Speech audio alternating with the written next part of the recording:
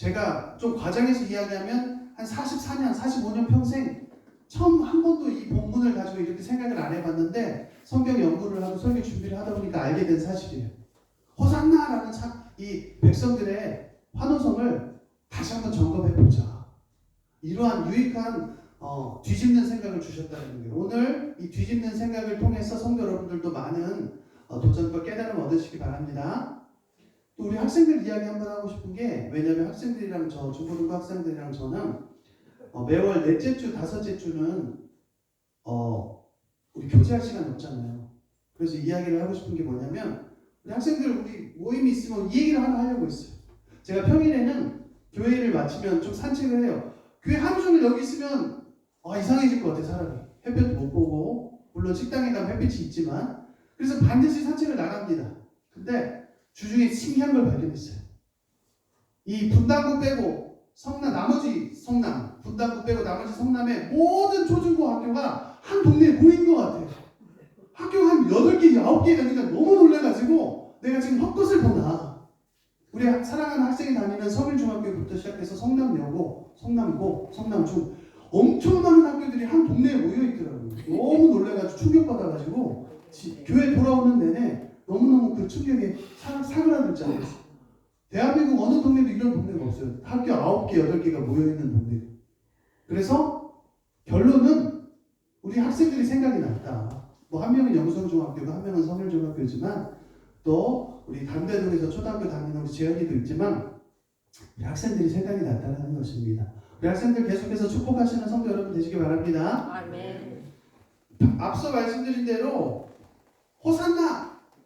호산나라는 이름이 잠시 후에 설명할 텐데요. 우리가 더 깊이, 더 낮게는 뭐예요? 더 낮은 마음으로 하나님을 찬양하고 있는가, 더 기쁘게 찬양하고 있는가 점검했으면 좋겠어요.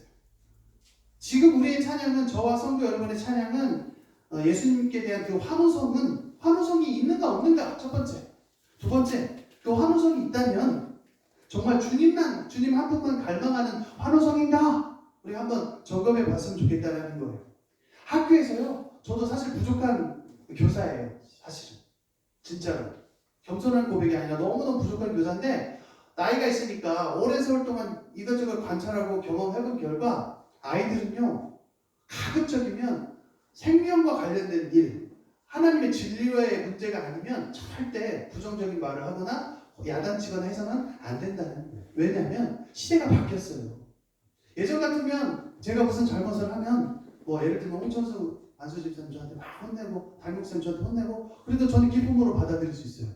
그런데 요즘 세대는 알파 세대, Z 세대는 그런 세대가 아니라는 거예요. 학교도 그렇고요, 학원도 그렇고, 교회도 그래요. 아니, 교회가 이렇게 많은데, 학원이 이렇게 많은데, 지나가다가 발에 돌풀이에 걸리듯 그 발에 채이는 게 교회고 학원이고 학교인데, 내가 딴 데 가지 뭐, 이렇게 생각을 할 수 있단 말이에요. 아이들이 나쁘다는 뜻이 아니라. 그래서 학교에서 학생들을 애지중지하고 항상 무슨 말할 때 정중하게 부탁하고 요청하면 싫어하는 아이들이 없다는 거예요. 물론 이렇게 어르신들 염려가 될 수 있어요. 그러면 아이들이 못되게 되는 거 아닌가 라고 생각할 수 있어요. 그러나 그렇지 않더라고요.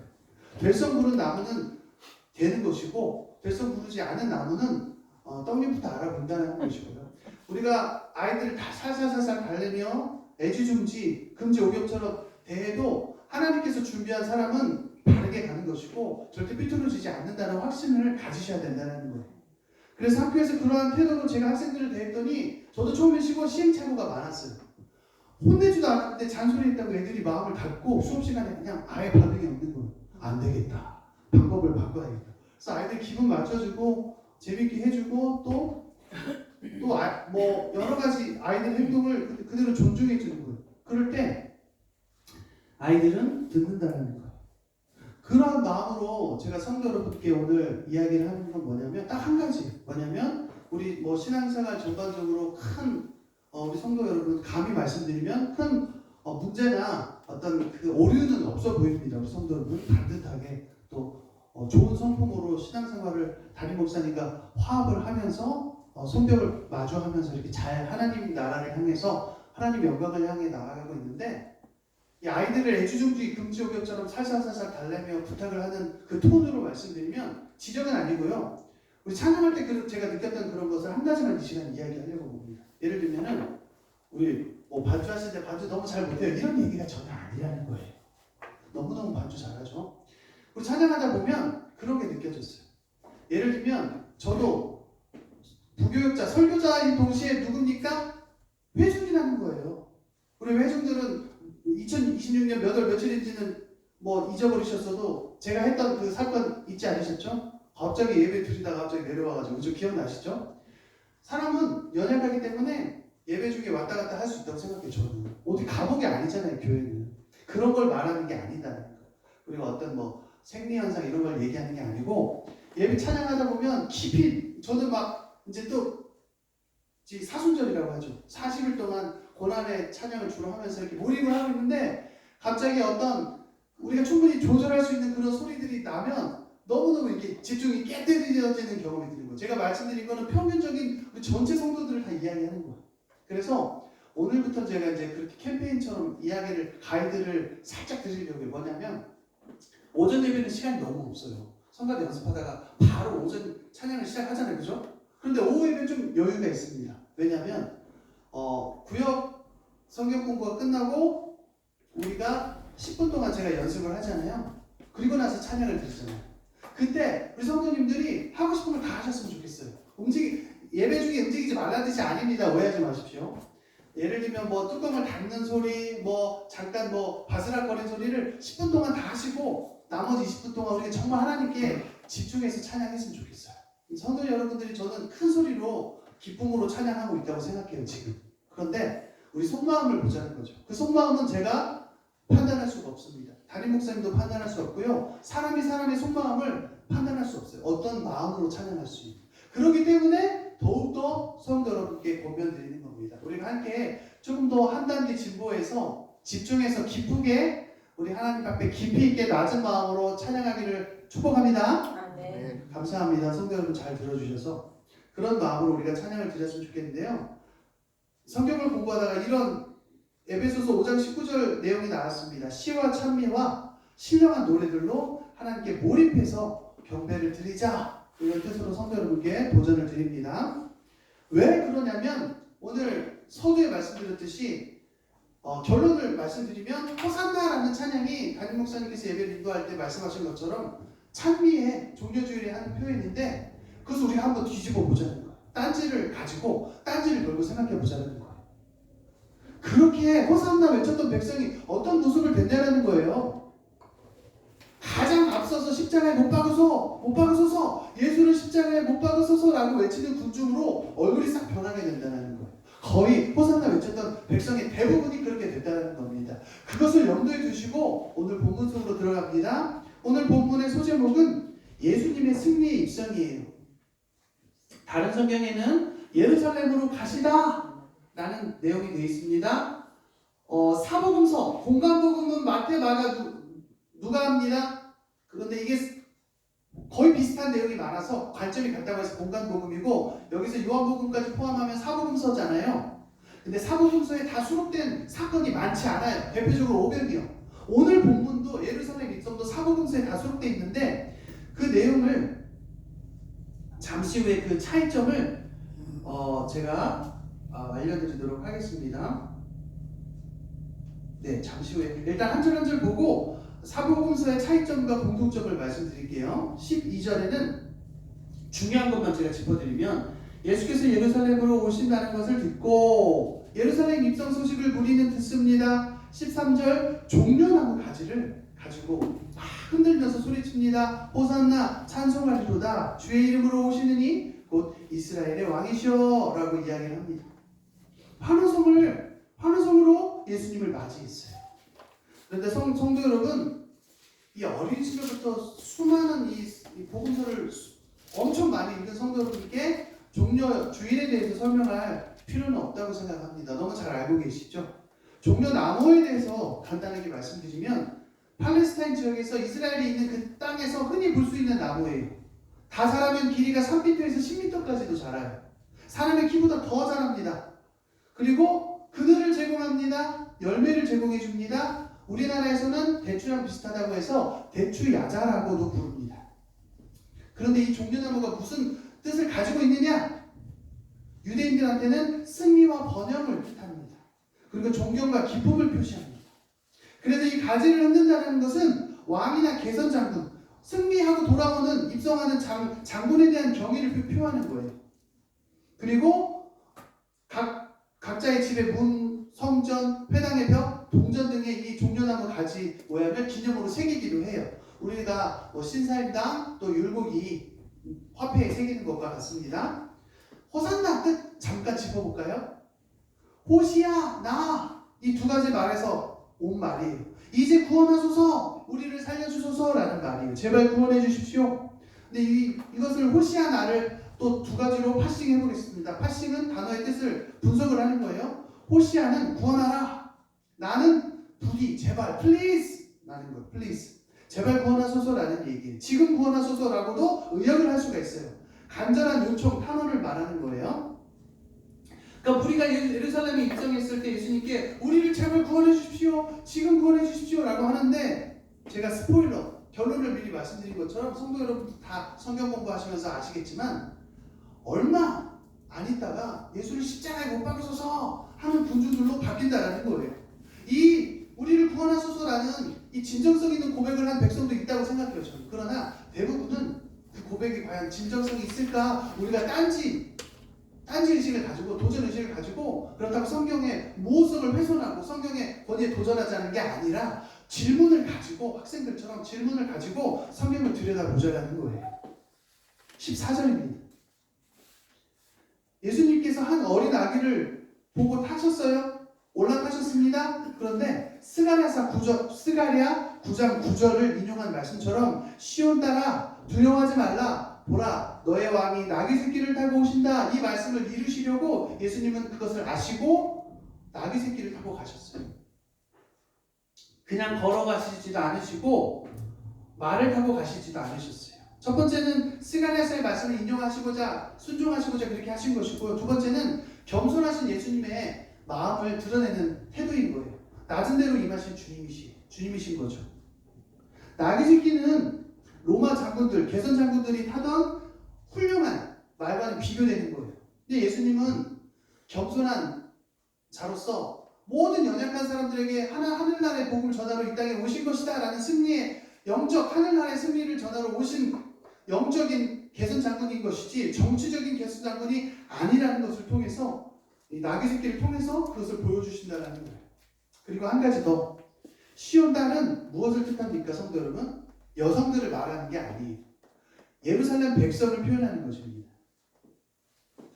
16절, 17절에는 어떤 내용이 있습니까?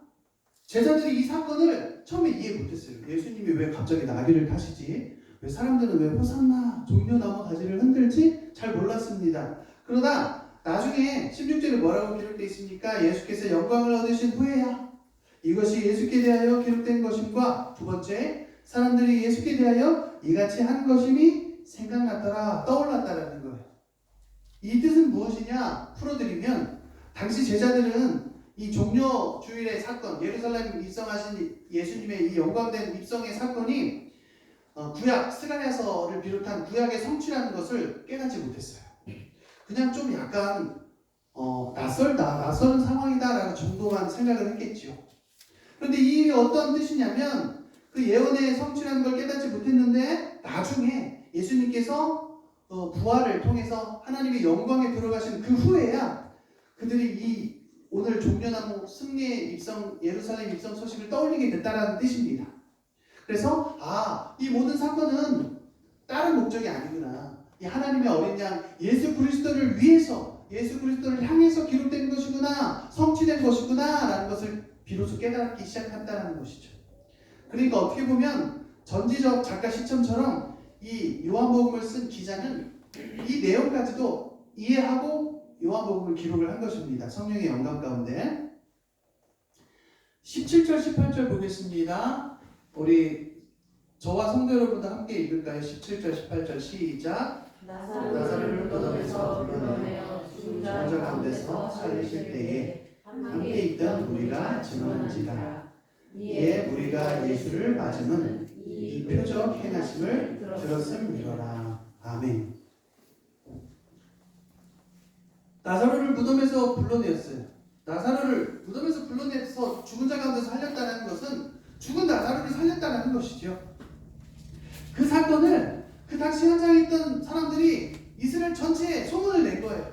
이때 당시에는 소셜미디어가 없고 스마트폰이 없지만 어찌나 소문이 빠른지 정말 발 없는 말이 천리가듯 소문이 퍼졌습니다. 아, 예수는 미라클, 기적을 행하는 사람이다. 놀라운 사람이다. 이런 정치적인, 군사적인 이 강한 면만 계속해서 전달하고 퍼나르기 시작했습니다. 물론 그렇지 않고 본질적인 사람들도 일부 있었겠죠. 그렇기 때문에 18절의 이해는 그렇기 때문에라는 뜻이에요. 그렇기 때문에 우리가 예수를 환호성을 가지고 맞으면 이 표적 행하심을 들었습니다. 이 요한, 성경기자 요한은 군중이 환호한 이유를 이렇게 적고 있습니다. 그러니까 성경 공부 열심히 하는 성도님들은 꼭 18절에 표시해 주세요. 아, 이것이 바로 군중의 호산나, 종려나무 가지를 흔드는 호산나, 이 소리가, 이 환호성이 우리가 딴지를 가지고 한번 물음표를 던져야 될 단서이구나. 요한은 기자가 이렇게 얘기하고 있어요. 우리가 예수를 맞으면 이 표적, 다른 말로 하면 이 이적, 다른 말로 하면 이 기적 행하심을 들었기 때문에 온 것이. 예수님도 말씀하지 않습니까? 너희가 광야에서 빈 들에서 떡을 먹은 관계로, 생선을 먹은 관계로 나를 찾는구나. 내가 하나님의 아들이어서 구원을 이 땅에 베풀러 온 그것 때문에 나를 찾는 게 아니라 떡을 먹고 배부릅니다. 나를 찾는 것을, 그렇게 말씀하신 것을 기억하시기 바랍니다. 많은 사람들이, 이 환호성의 배경에는 많은 사람들이 예수님께서 나사로를 살리신 것을 목격했고 그 사건을 다른 사람들에게 전하고 있는 바로 그 기적에 대한 소문을 들었기 때문에 많은 사람들이 열광을 했던 것이라는 거죠. 그것을 가지고 19절을 보면 우리 성도 여러분 마지막으로 한번 읽어주시겠습니까? 시작. 바리새인들이 서로 말하되 졸지어다 너희 하는 일이 쓸데없다. 보라 세상이 그를 따르는도다. 네, 감사합니다. 이제는 19절에서는 대상을 한정해서 좁혀서 이야기하고 있어요. 이스라엘 모든 무리, 군중이 아니라 가장 악독한 사람들, 오죽하면 예수님께서는 성경적으로 비판하지 않을 것을 가르치셨고 원수도 사랑하라. 심지어 원수를 대신하여 죽어라. 예수님께서도 우리가 아직 죄인되었을 때에 스스로를 십자가에서 희생하신 분이신데 딱 한 부류, 바리새인과 사두개인들 같은 이스라엘 유대교 지도자들만큼은 독사의 자식들이라고 하셨어요. 그 사랑의 예수님께서. 그럼 바리새인들은 우리 어린이들의 단순한 용어로 하면 세상에서 제일 나쁜 빌런들이다. 제일 나쁜 악당들이 바로 바리새인들이다. 바리새인들은 이렇게 말합니다. 봐라, 너희들 이제 그만해. 우리가 어떻게 더 이상 할 수 있는 게 없어. 자, 봐라. 저 사람들, 이스라엘 사람들 다들 예수를 쫓아갔잖아. 쫓아가다 좀 다릅니다. 쫓아가다는 막 잡으려고 뛰어가는 거예요. 근데 쫓아가다는 추구하는 거예요. 팔로우하는 거예요. 따라가는 거예요. 배우려고. 저 사람들 다 예수를 쫓아갔잖아. 바리새인들이 조롱하는 거고 비꼬는 거예요. 예수 그리스도 슈퍼스타다. 온 세상이 그를 따르는도다. 오늘 설교의 제목이지만 양면성이 있어요. 실제로 온 세상이 예수님을 따랐습니다. 하나님의 아들은 메시아잖아요. 구원자잖아요. 독생자, 성육신하신 겸손의 왕이시잖아요. 온 세상이 따라야 합니다. 이 성경은 예수를 대하여, 나에 대하여 증언한 것이라 예수님께서 말씀하지 않았습니까? 요한복음 5장 39절에서. 그런데 이 바리새인들을 말한 오늘 설교의 제목을 조롱하고 있습니다. 비트는 거예요. 온 세상이 그를 따르는도다. 약간 부러움도 있었겠죠. 시기심도 있었겠죠. 바리새인들이 보는 예수님의 이 눈은, 예수님에 대한 시선은 더러운 것이었습니다. 오염된 것이었어요. 아예 예수님을 모르는 천진무구한 사람들이라면 회복되고 용서받을 여지라고 있습니다. 그런데 바리새인들은 예수 그리스도를 깔아뭉갰습니다. 예수 그리스도를 죽이려고 했습니다. 천하의 나쁜 놈들이라는 것이죠. 그것을 염두에 두시고 계속 본문을 보셔야 됩니다. 이렇게 해서 오늘 본문은 마무리가 됩니다. 바리새인들의, 독사의 자식들의 악독한 말로 오늘 본문이 마무리가 됩니다. 서두에서 말씀드렸듯이 그렇다면 더 깊이 들여다보는 시간을 가질 텐데요. 사복음서는 각각 어떤 차이가 있는지를 성도 여러분들이 아시는 것이 도움이 됩니다. 왜냐하면 종료 주일에 대한 본문, 예수님의 승리 입성은 요한복음에만 있는 것이 아니기 때문입니다. 통전적으로, 어려운 말로 통전적으로, 총체적으로 또 보셔야 되는 것이죠. 마태복음은 21장에 수록되어 있는데요. 구약의 성취이자 왕이신 메시아를 담고 있습니다. 마찬가지로 오늘 본문 요한복음처럼 스가랴 9장 9절 말씀을 인용하고 있어요. 나귀와 나귀 새끼가 등장합니다. 예수님이 바로 이스라엘이 그렇게 고대하던 다윗의 자손이다라는 걸 강조해요. 그러니까 마태복음은 역대기 신학이라고 하는데 역대상하랑 약간 비슷한 면이 좀 있지 않습니까? 다윗, 솔로몬, 이스라엘 정통성을 추구해요. 정통 마태복음. 왜죠? 많은 성경 공부 관심 많은 우리 성도님들은 아마 들어보셨을 거예요. 마태복음 누구를 위해 쓰여졌습니까? 유대인들을 위해 쓰여졌다. 두 번째, 마가복음은 11장에 오늘 사건이 기록되어 있습니다. 제목, 고난받는 종의 철저한 순종. 마가복음 하면 사람, 예수님, 사람으로 오신 예수님. 더 깊이 들어가면 종으로 오신 예수님. 마가복음의 전체 요약입니다. 마가복음에서는 구약 인용하지 않아요. 오늘 사건, 종료주의 사건, 다시 말해서 예루살렘 입성 사건이 지금 보니까 둘 다 6글자예요. 종료주의 사건, 예루살렘 입성 사건 둘 다 6글자인데 이 사건을, 오늘 본문 사건을 아주 간단하게 묘사해요. 근데 마가복음 전체가 간단합니다. 즉시, 바로, 곧. 이게 마가복음의 특징입니다. 아주 간단하게 묘사하면서 십자가 고난을 향해서 묵묵히 걸어가는 종의 모습을 가장 부각시킨다는 것이에요. 마가복음 하면 종으로 오신 예수님, 십자가도 종의 형체를 가지고 한마디도 없이 묵묵히 도살장으로 끌려가는 양처럼 가셨다라는 것입니다. 세 번째, 누가복음 19장에 기록되어 있습니다. 모든 사람, 만민의 구주이자 평화의 왕으로 오신 예수님을 강조하고 있어요. 누가복음 하면 왕. 모든 이스라엘 무리의 찬양을 바리새인들이 막으려고 했어요. 그랬더니 뭐라고 표현되어 있습니까? 돌들이 소리 지르리라. 사람이 소리 내지 않으면 저 길가에 흔해 빠진 돌들이 주님을 찬양할 것이다. 그 정도로 주님은 찬양받기 합당하시다. 만물을 지으신 구주이시다. 창조주이시다. 구원주이시다. 라고 노래하고 있습니다. 아름다운 노래를 하고 있지요. 그러면서 또 한 가지 누가복음에만 특별히 기록된, 스페셜하게 기록된 부분이 있습니다. 무엇입니까? 예루살렘을 바라보며 눈물을 흘리신, 애통해 하신 장면이 누가복음에만 기록되어 있다는 거예요.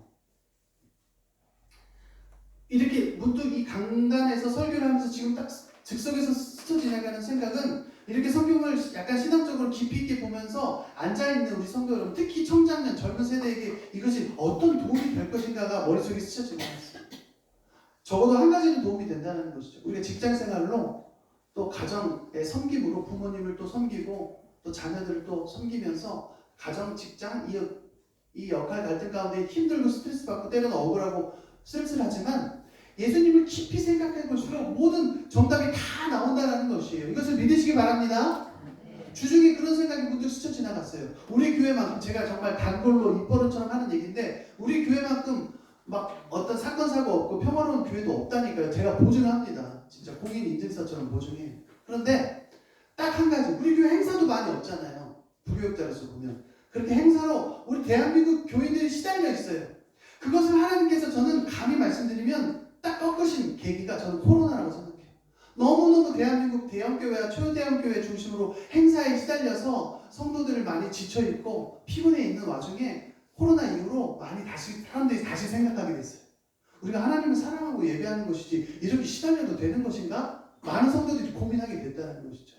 그런 맥락에서 우리 교회는 행사가 거의 없는 교회예요. 그러니까 그런 고민을 안 해도 된다는 것이죠. 그렇기 때문에 이러한 맥락에서 성도 여러분께 명령하고 부담 드리는 게 아니라 제안을 정중히 애지중지 금지옥역처럼 제안을 하나 드리는 게 뭐냐면, 한 달에 한 번 이상은 평일에도 한번 내가 교회에 와서 예배 드려보겠다, 이렇게 한번 도전 받으셨으면 좋겠다는 생각이 들어요. 왜냐하면 우리가 하고 있는 일들이 지금 교회 안에서 너무 과하다면 제가 드리는 말씀이 좀 약간 너무 눈치 없고 성도들 힘들게 하는 쓸데없는 말일 수가 있어요. 그런데 그렇지 않다는 거예요. 좀 제가 피비크 감독처럼 약간 목마름이 생겼어요. 우리 성도들이 조금 더 높은 지평으로 나와도 좋겠다. 물론 오해하지는 마세요. 제가 자주 말씀드린 대로 여건이 안 되고 집이 먼 성도들에게 드리는 말씀이 아니라는 겁니다. 그래서 한 차원 높은 욕심을 가지고 하늘나라의 거룩한 욕심을 가지고 나아가보자. 물론 교회에 나와서 드리는 공예배가 전부는 아니지, 우리 신앙생활의 전부는 아니지만 한 가지 더 근거가 생각났어요. 기능적인 면으로 자꾸 접근하면 안 되는데, 예배 드리고 새벽기도 또 수요 예배 또 주일 예배 예배의 자리에서 예배 드리다 보면 하나님을 사랑하고 경배하다 보면 갑자기 남대없이 탁 뒤통수를 때리면서 많은 아이디어가 생각나요. 근데 막 적으셔야 돼요. 우리 성도들처럼, 담임 목사님이나 성도들처럼 즉석에서 팍팍 적으셔야 돼요. 뭐냐? 사업에 대한 아이디어를 갑자기 주실 때가 있고요. 그거는 비본질적이고, 진짜 본질적인 거는 관계 회복에 대한 아이디어를 주신다는 거예요. 하나님 예배 중에, 기도회 중에. 내가 우리 아버지 어머니랑 내가 먼저 이렇게 좀 미안하다고 죄송하다고 나아가야 되겠구나. 내가 내 자녀에게 먼저 정말 겸손하게 나아가야 되겠구나. 온유하게. 이런 아이디어를 하나님께서 주신다는 거예요. 회복의 아이디어를. 그래서 예배 가운데 더 나아가셨으면 좋겠다고 도전을 드립니다. 마지막으로 요한복음 본문 말씀은 다 말씀드렸지만 특색은 요한복음 하면 하나님의 아들 이것만 생각하시면 돼요. 그리고 생명, 하나님의 아들 생명, 요한복음의 특징입니다. 죽은 나사로를 살리신 이 기적 바로 다음에 오늘 본문 사건이 온 이유가 있어요. 성경의 배치는 항상 이유가 있다는 거예요. 100%. 무리들이 열광한 이유, 앞서 설명 다 드렸지만 무리들이 열광한 이유는 죽은 나사로를 살리신 그 놀라운 이 스캔들, 이 소문 때문이었어요. 그러니까 바리새인들이 탄식하지 않습니까? 온 세상이 그를 따르는도다. 그것은 예수님의 영광을 역설적으로 드러낸다라고 많은 신학자들이 얘기해요. 바리새인들이 저 조롱 속에, 저 탄식 속에 예수님이 영광된 분이시다라는 것이 역설적으로 드러난다라는 거예요. 배경에 대해서 간단히 설명하고 오늘 말씀의 결론으로 갑니다. 유월절과 종려나무가 어떤 나무라는 것은 다 설명드렸고요. 예루살렘에는 유월절을 맞아서 200만 명이나 되는 순례객이 모였다고요. 200만 명이나 순례객. 그러니까 오늘날 이슬람에서 이 뭐죠? 갑자기 생각이 안 나네. 이 성지에 가서 순례객들 전 세계에서 와서 빙글빙글 도는 거, 꿀벌처럼 도는 거, 이거 따라하는 거예요. 따라하는 거. 이스라엘이 먼저 이렇게 했습니다. 이스라엘 백성들이. 수많은, 발 디딜 틈 없이 수많은 사람들이 6월절에 예루살렘 수도에, 종교적 영적 수도에 와서 이 종려나무 가지를 흔들었는데 이것이 어디에서 기원을 두느냐? 마카비 혁명을 승리로 이끈 하스모니안 왕조의 그 기원이 있어요. 그러면서 로마 제국으로부터 우리 이스라엘이 독립전쟁에서 승리했다. 이것을 상징하는 정치적인 민족주의적인 상징이라는 거예요. 그러니까 우리가 조금 고민하면서 종려나무까지를 흔드는 행위를 물음표를 가지고 나아가야 된다는 것이죠. 두 번째, 마지막 배경입니다. 승리의 입성에 대한 성경적 의미는 무엇인가? 종려주일의 성경적 의미는 무엇인가? 우리들은 로마의 압제에서 구원할 정치적 메시아만을 기다렸지 하나님의 아들 영적인 메시아를 기다린 것이 아니었어요. 대부분이. 그렇기 때문에 예수님께서 예루살렘에 입성한 것은 그 사람들에게는, 대부분의 이스라엘 백성들에게는 인류의 죄를 대속하기 위해 죽음의 제단, 바로 십자가로 기꺼이 기쁨으로 올라가시는 대속의 어린 양의 승리 행진이라는 것을 몰랐다는 겁니다. 실제 종려주일의 의미는 죽으러 가시는 어린 양의 순종의 도정, 길이라는 것이었습니다. 그렇기 때문에 이 정치적 메시아, 군사적 메시아가 아니라 참된 하늘나라의 영적 승리는 칼과 총이 아니라, 검이 아니라 십자가, 어린 양의 고난, 다른 말로 하면 수단, 피 흘림, 이것을 통해서 우리가 영적으로 승리할 수 있다는 것을 기억하시기 바랍니다. 말씀의 결론은 우리 찬송가를 생각해 봤어요. 우리 앞서서 드렸던 찬송가 263장. 이 시간상 가사를 다 읽진 않고요. 1, 2, 3, 4절과 후렴을 화면에 보셔서 알겠지만 이런 가사가 있어요. 우리가 이미 다 불렀습니다. 말씀의 결론은 첫 번째, 중요한 것만 가르쳐드릴게요. 1절에 보시면 이렇게 제목을 세울 수가 있어요. 예루살렘의 군중의 환호와 십자가의 역설. 다 말씀드린 내용인데 말씀드리지 않은 것만 추려서 말씀드리면, 제일 중요한 것은 호산나 지금 우리를 구원하소서 하지만 앞서 말씀드린 대로 불과 며칠 뒤에 저를 십자가에 못 박으소서 이렇게 군중으로 바뀐다고 말씀드렸죠. 이것은 무엇을 뜻하느냐? 전적인 타락을 뜻합니다. 비단 이스라엘 군중들만이 아니라 저와 우리 성도 여러분, 오늘을 살아가는 우리들도 예수님이 주실 것에만 초점을 맞추고 하나님이 주실 것에만 초점을 맞추고 정작 삼위 하나님, 성부 하나님, 성자 예수님, 성령 하나님 그 하나님 자체를 우리가 기대하지 않는 경우가 많다라는 것이. 저부터가 반성을 합니다. 설교 준비, 찬양 준비, 뭐 준비만 생각을 하고 준비하고 기도하고 뭐 그것도 아주 우리 신앙의 선배들처럼 아주 막 목숨 걸리듯 정말 자랑할 만큼 기도한 것도 아니면서 본질적으로 하나님만 추구하는 시간이 나에게 몇 분이나 됐을까? 몇 시간이나 됐을까? 너무 부끄럽다는 것이죠. 1절에서 이 세상 험하고 나 비록 약하나라고 하지 않습니까? 세상의 문제 앞에서 우리가 연약할 수밖에 없습니다. 그렇기 때문에 대속의 어린이한테 더 나아가셔야 된다는 거예요. 2절 가사를 보시면 이런 제목을 붙일 수가 있습니다. 돌 같은 마음, 바로 정치적 메시아를 구하는 세상을 말하는 거예요. 바리새인들, 이스라엘 백성들 그 누구도 죄의 문제를 해결하러 이 땅에 오신 구원주, 구주 예수 그리스도를 보지 못했어요. 그냥 기적만 봤어요. 나사로를 살리신 그분만 본 거예요. 그 파워만 본 거예요. 권능만 본 거예요. 2절 가사 어떤 가사입니까? 돌 같은 내 마음 곧 녹여주소서. 주님의 크신 권능, 십자가 사랑만이 우리의 돌 같은 성도 여러분과 저와의 이기심, 자아 중심성을 대표로 하는 그런 이 하나님 앞에서 계속해서 고개를 드는 이 개성이 아니라 우리는 순종으로 나아가야 되는데 인간적인 그런 개성이 자꾸 고개를 든다는 거죠. 그것이 바로 돌 같은 마음이라는 거예요. 십자가 사랑만 이 돌 같은 마음을 녹여 없앨 수가 있다는 거예요. 용해시킬 수 있다는 것입니다. 3절 가사입니다. 넘어지는 제자들 그리고 십자가를 지신 주님 이렇게 제목을 붙일 수 있습니다.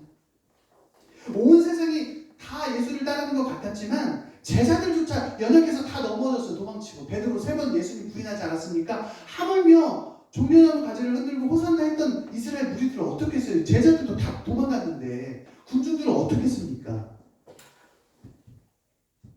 예수님께서 우리 연약함을 아시기 때문에 자신을 내어주신 거예요. 자기 생명을 우리에게 드린 겁니다. 바치신 것이. 3절 가사입니다. 내 마음이 약하여 늘 넘어지고. 고난주간에 성도 여러분 특세에 오십시오 라고만 말하는 것은 초보 부교역자라고 생각해요. 진짜 베테랑 부교역자는 이렇게 건면하고 도전해야 된다고 생각해요. 고난주간을 지나면서 저와 여러분 우리 각자의 영적인 무능함을 철저히 고백합시다. 다 아시지만 고백을 하는 게 하나님 기뻐하신다는 거. 하나님 저 마음 가운데는 악독함, 음란함으로 가득 차 있어요. 비판으로 가득 차 있습니다. 이렇게 고백을 해야 된다는 것이죠. 제가 제일 부끄러운 사람 같아요.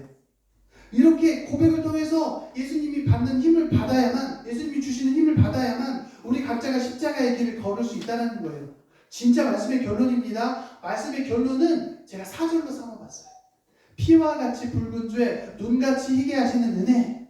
사랑하는 성도 여러분, 세상은 썩어질 면류관을 위해 주님을 쫓았지만 주님은 가시 면류관을 쓰심으로써 우리에게 영원한 생명을 주셨어요. 가시 면류관은 무엇입니까? 왕은 왕인데 우리 때문에 사망한 스스로를 생명을 다 바치신 왕이라는 거예요. 피가 철철철철 흘러요. 냄새도 납니다. 외모도 볼품이 없는 분입니다. 종려주일에 헛된 호산나와 하루가 아니라 십자가 보혈로 죄사함을 받은 세 사람의 진정한 경배, 우리 교회 표 기억하시면서 세 사람의 진정한 경배와 찬송이 우리 안에 회복되어야 합니다. 우리 성도 여러분께 마지막 부탁드립니다. 이 두 꼭지만 한번 읽어주시면 감사하겠습니다. 시작. 4절로 읽어. 시작. 주의 은혜로 대속받아서 피와 같이 붉은 죄, 눈같이 희겠네. 이번 고난주간 기복주의적 환호를 내려놓고 묵묵히 나를 위해 나귀를 타신 예수님, 십자가 지신 예수님만을 깊이 생각합시다. 마지막 같이요. 시작. 죄사함 받은 새 사람으로서 영원히 특별히 이번 한 주간 특별 새로 기도회로 공예배로 주님만 깊이 그리고 깊이 찬송하는 성도 여러분 되시기를 주님의 이름으로 축복합니다. 이 시간 마음을 조금 추스리고 제가 화면에도 이렇게 기록되어 있는데요. 잠시 시간을 갖고 집중하며 눈을 감으신 채로 제가 기도하겠습니다. 마치는 기도, 열매를 거두는 기도 드리겠습니다. 사랑의 하나님 아버지, 내 마음이 약하여 넘어질 때마다 붙들어 세워주셔서 감사합니다. 지금까지 지내온 것, 일어선 것은 다 아버지 하나님의 사랑임을 인정하고 찬양합니다. 군중의 헛된 환호성을 넘어서 우리의 연약함을 덮으시는 십자가 대속의 그 은혜만을 굳게 붙잡게 하옵소서. 아멘. 십자가 보혈의 은혜와 진리, 그 사랑이 돌같은 내 마음을 허물어 주시고 녹여주소서. 이제 우리 옛사람을 생각하지도 않겠습니다. 피와 같이 붉은 죄를 눈보다 더 희게 하신 구주 예수 그리스도의 은혜를 사모하며 감격하며 그 사랑을 이웃에게 흘려보내는 물티슈를 가지고, 교회 전도용 물티슈를 가지고 흘려보내고 나아가는 성령의 사람으로 살아가기로 결단하고 다짐합니다. 예수 그리스도의 이름으로 기도드리옵나이다. 아멘.